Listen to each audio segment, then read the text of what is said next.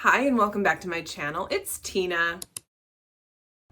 And today I am introducing a new series. I'm really excited about this, and if you followed me online for any amount of time, you know that I'm obsessed with new releases. It's a hobby of mine to keep track of them for our podcast, book talk, etc. Our patrons every week get a newsletter with a list of all of that Tuesday's new releases on it. I do a weekly new release Tuesday video on my TikTok and Instagram, and I thought, why not bring that same type of energy to YouTube? But what I was thinking about is how can I do this without basically being redundant with the content I already create? And I decided that for YouTube, the upcoming book releases each month that I'm going to share are going to be all in the mystery, thriller, suspense, and horror space. You all seem to really like when I'm offering these thriller reviews, and so I'm going to keep riding with that. And so each month I'm going to be sharing anywhere from, 10 to 15 new releases that are coming out in the TMS, thriller, mystery, suspense, and horror space. So let's get into our first one.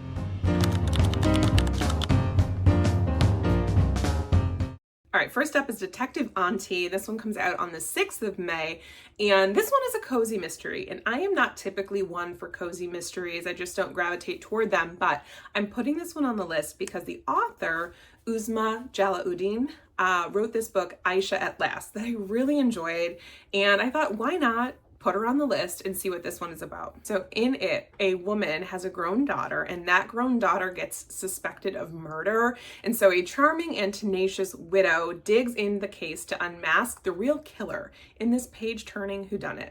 And this is going to be the first book in a new cozy detective series. So if you end up enjoying this one, you'll have more books down the line. This one's reminding me a bit of A's for Aunties. This one has a woman receiving a phone call from her daughter, and the person that has been killed is their unpopular landlord of her clothing boutique. And so of course she decides that she wants to help her child and tries to figure out what it is that really happened, because she knows of course her child couldn't be the one that killed him. And it looks like there's going to be a big cast of characters, some old friends, and her plucky teenage granddaughter.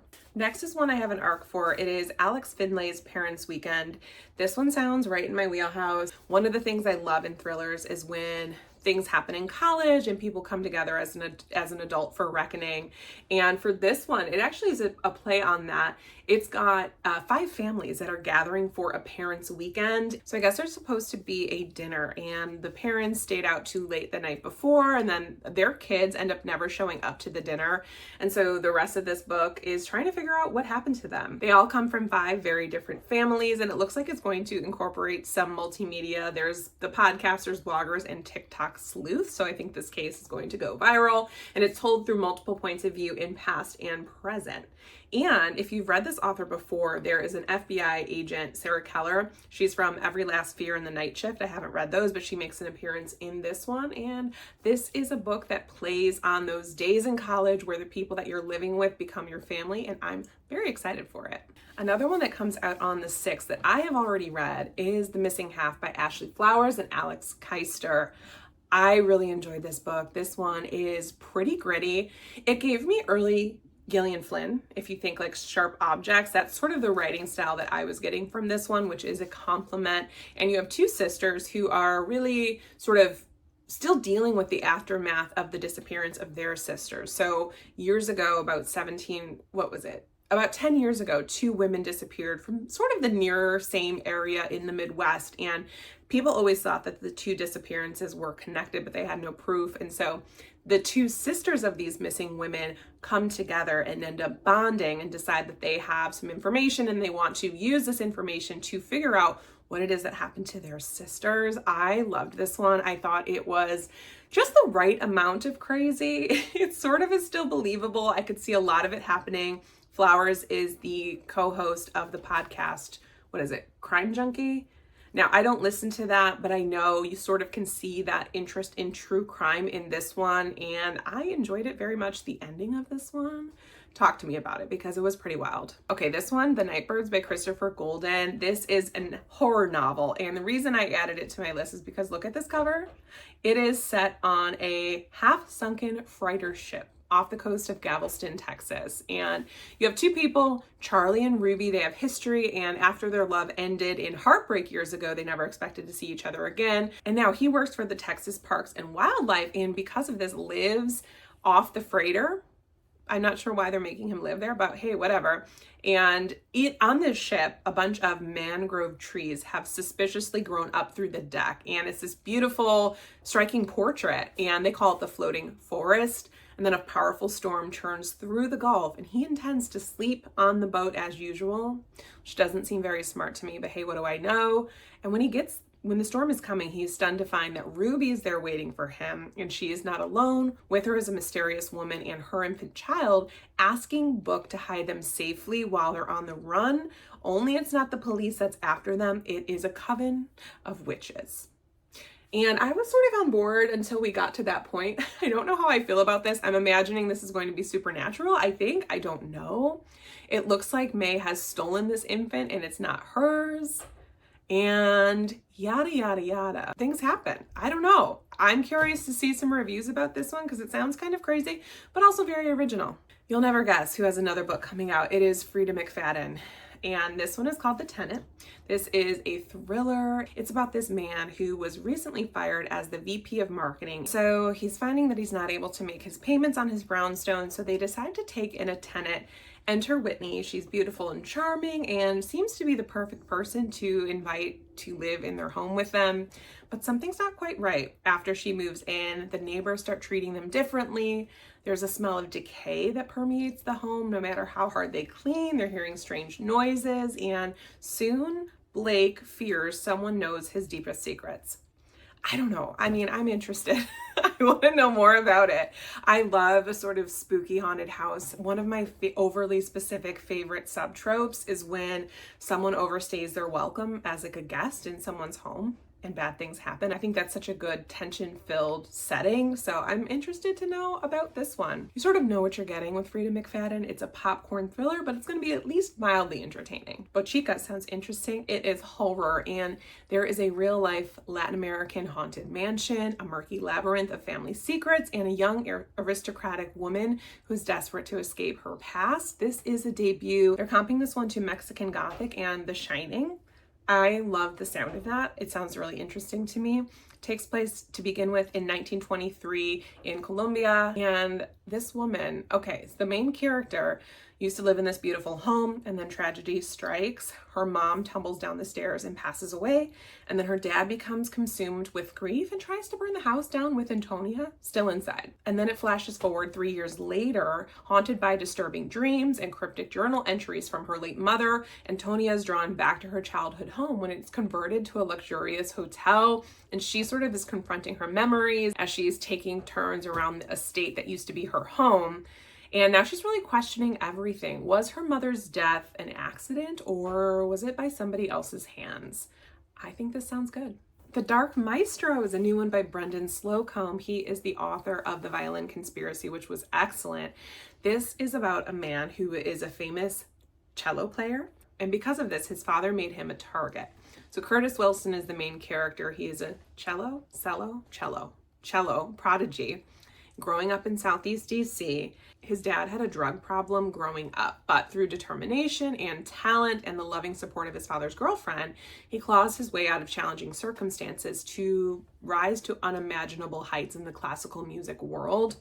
And then suddenly his life disintegrates. His father turns and implicates his old bosses, and now the family must enter the witness protection program if they want to survive. Something happens with law enforcement, and then it turns out that their only chance of survival is to take on the criminals themselves. They take on new identities and draw on their unique talents, and they go after these people that want them dead. But will it be enough to save Curtis and his family? I think this sounds really interesting. If he can pull it off. I really liked The Violin Conspiracy. The author is a musician himself, and that's why all of his books sort of incorporate that element. So that definitely has my attention. Another one that I have a copy of is 1 and 4 by Lucinda Berry, and I feel like this sounds interesting. I've talked about this on my channel before. This is about a chemical dependency counselor who agrees to go on a reality show. She is living in this house. It's sort of like a rehab house, and all of the people that are inhabiting it are ex-child stars. And then one of them is a predator, and she's hunting. And then the therapist begins to hunt the killer. Sounds good to me. We have new Alex North. He is the author of The Whisper Man, I think it is. And this is horror. It's called The Man Made of Smoke. They're calling this mystery and thriller, so I thought this would be horror. I guess not. But this is a serial killer thriller, and it's about Dan, whose life has been haunted by the crime that he witnessed as a child. He narrowly escaped an encounter with a notorious serial killer, and he's dedicated his life to becoming a criminal profile. He's eager to seek justice for innocent victims. So when his father passes away under mysterious circumstances, Dan revisits the small island community where he grew up, and he's determined to uncover the truth about his father's death. Is it possible that the monster who has haunted him from his childhood has returned? I gotta say, it feels like I've read this one before, or this has been around before. I just looked up and reconfirmed that it is coming out this May on the 13th. So I don't know. It's a new one, but it sounds like a story we might have heard before. All right, next up is Our Last Wild Days by Anna Bailey. And this is about a family that's not like other families. They live in a shack out in the swamps, and they made do by hunting down alligators and other animals. To the good people of their small town in Louisiana, they are troublemakers and outcasts, and the kind of people you normally wouldn't want in your community. So when Cutter is found face down in the muddy swamp, no one seems to care, not even her two brothers. And the only person that questions the official verdict of suicide is her childhood friend, who has just returned home to care for her mother. When she left home 18 years ago, she betrayed the now deceased woman. And now with a ragtag group from the local paper where she works, she's searching for answers, uncovering a web of deceit and corruption that implicates people in the small town. It might be too late to save Cutter, but Loyal has restitution in mind.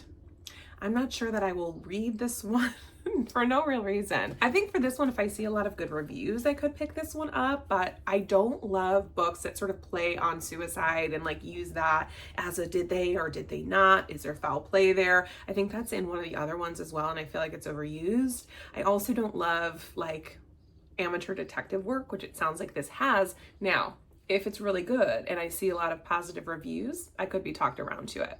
Next is The Doorman by Chris Pavoni. This is a pulse-pounding novel of class, privilege, sex, and murder. And I really like the protagonist for this one. It's Chicky Diaz, who is everyone's favorite doorman at the Bohemia, the most famous apartment house in the world. It's home to celebrities, financiers, and New York's cultural elite. Emily lives up in the penthouse, and she looks like she has a picture-perfect life, but she cannot stand her husband. Even before the recent shenanigans and information about where he got all his money has come to light, but his wealth is immense and their prenup is ironclad, so Emily can't bring herself to leave him yet.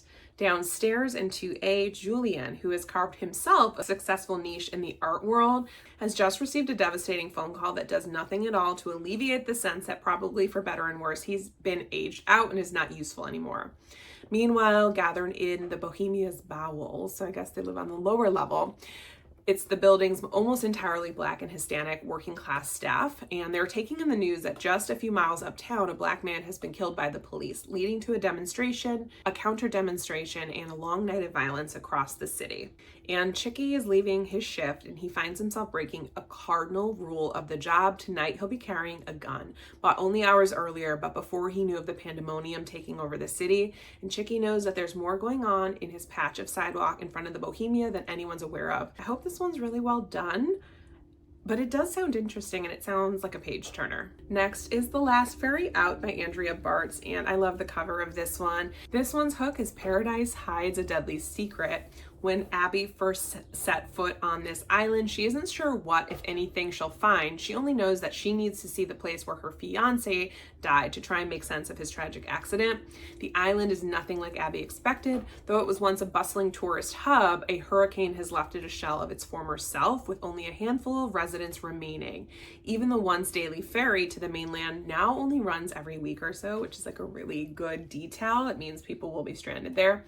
There, when she gets to the island, Abby befriends a group of expats, but her sense of unease continues to build when one of them says he knows the truth about her fiance's final days, but before he can tell her more, he vanishes from the island.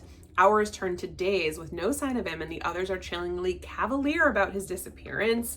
As her quest for the truth unearths dark secrets, shady pasts, and a web of lies, Abby grows more determined than ever to find out what happened to the love of her life. And the deeper she gets into this expat community, the more she expects that one of them is Esther's killer and will do anything to keep the truth buried. The Safari by Jacqueline Goldis is on my list, but I'm going to be actually very mad if there's no real safari in this one. There was a book that I did not like, The Wild Girls. They like took this big girls trip to an African safari and no safari was had, and I'm forever mad about that. So I'm gonna need there to be a real safari in this one.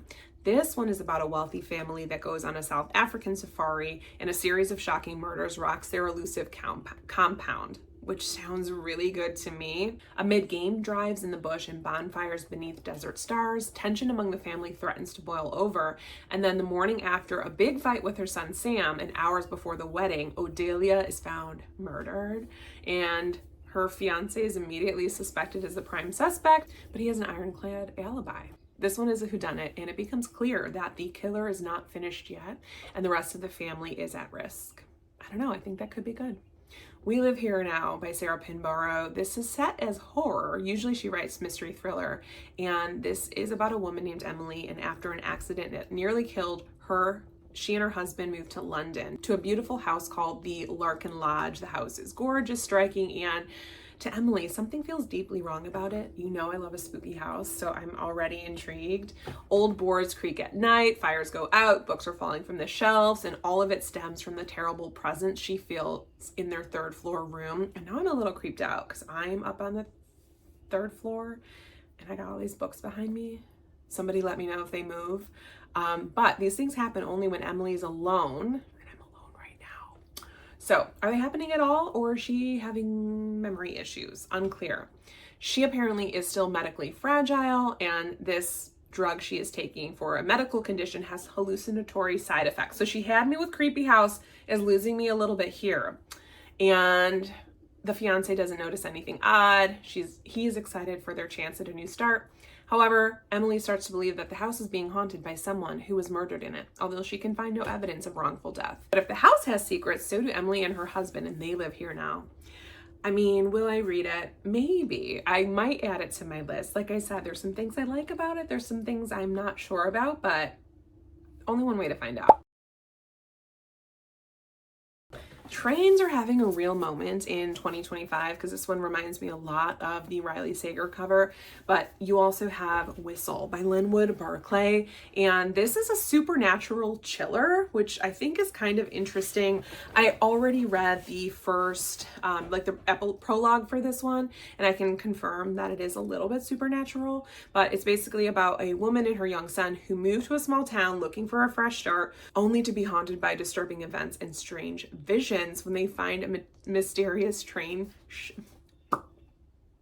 only to be haunted by this mysterious train set.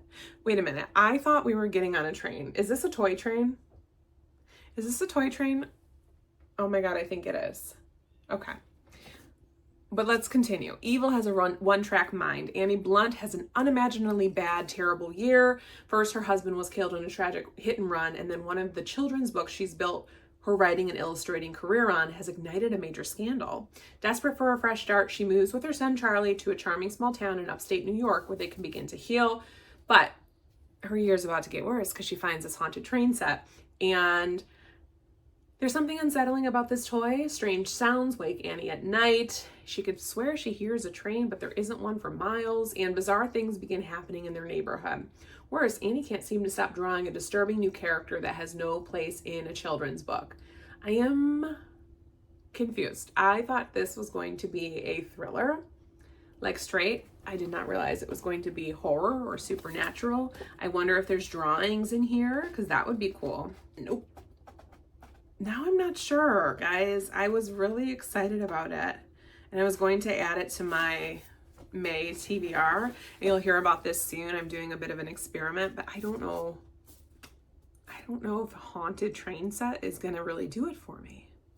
Let me know in the comments if you think I should read this, and tell you if you should read it, you know? Would you look at the cover for this one? It's called The Stalker. I guess they're saying that the young man at the center of this is an untalented Mr. Ripley and a dumb American psycho. And a young man is combining boundless self-confidence with perpetual failure and ineptitude as he tries to manipulate his way into a better life, preying on women in New York City in the early 90s. Whoa, a helicopter. Interesting. So this guy's a con man, right? His name is Doty. He is a son of a once wealthy, now hard-up family from Connecticut, but he's still a little bit delusional, and he's conning himself around town. He cons his way into Soho Loft and yada, yada, yada. He's gaslighting and abusing people. His many failures, however, only serve to sharpen his one true gift. He is a skilled predator, and the damage he inflicts on the women around him is real and remorseless. This is supposed to be a pitch black comic novel. I'm gonna need to see some reviews because this could either be really good if it's got the right ending, or it could be a big bummer. Whispers of Dead Girls is a mystery thriller, and this one is blurbed by Carter Wilson and Meg Hobb, and it's apparently one of Goodreads' most anticipated spring mystery and thrillers.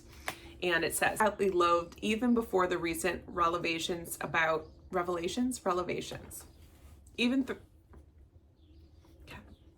10 years have passed and Ren Taylor is back at square one, having accepted a job at her old high school. She hoped to make peace with the past, but now she's thrust back into it. Her murdered teenage sister is still immortalized in the town, and Ren can't stop seeing her wherever she goes. She's dogged by the scandal that ruined her childhood and killed her sister. And then she meets a physics teacher named Bryson Lewis. He's handsome, charismatic, and all the other teachers seem to fall for him. But Ren's like, no, he can't be trusted. The more Ren watches him, the more suspicious she becomes. And when she notices his close relationship with one of the girls in her class, a girl just like her sister, she worries history is about to repeat himself. This time, she won't sit back and watch another girl be taken. This time, Ren will do what she must to save her, even if it means revealing her own deepest, darkest secrets." I have never read this author before. I don't know if this is a debut or what. All right, that is it. Those are all the mystery, thriller, suspense, horror novels that are coming out in May 2025. Let me know what you think of this video. If you've read any of these, let me know if I need to prioritize any of them. And really, that's it for today. I love making these, so hopefully you enjoy them as well. And if you do, don't forget to like and subscribe, and I will see you in my next video. Bye.